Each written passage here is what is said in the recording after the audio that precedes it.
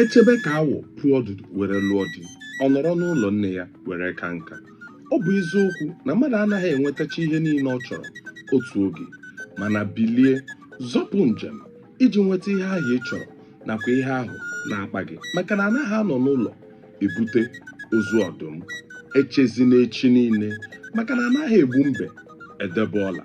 N'ụzọ ije inweta ihe ndị ahụ ị chọrọ na ihe ndị ahụ na-akpa gị, ọtụtụ ihe juru n'ime ya. Ọtụtụ ihe ga-echere gị aka mgba iji hụ na imejupụtaghị ihe ndị ahụ nakwa ihe mkpa ahụ bụ ndị na-akpa gị. Mana chetakwa na nke bụ eziokwu bụ na n'ụzọ ọbụla ihe rara ahụ na ya, ihe dị mma dịkwazi n'ime ya.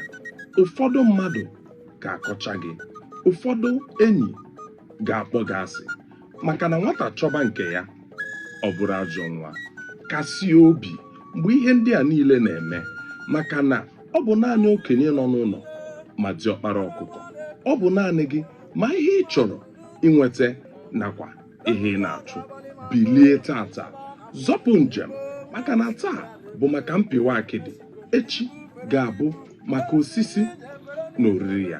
Ka ụwa dị tata, onye awakwaghị ọgọdọ ya ọ bụpụ ya n'ukwu, onye echekwaghị nke ọ nwere ọ gbanahụ ya. Echezina echi, oge agafego mgbe a na-asị na echi ga-eweta ihe a ga-eri.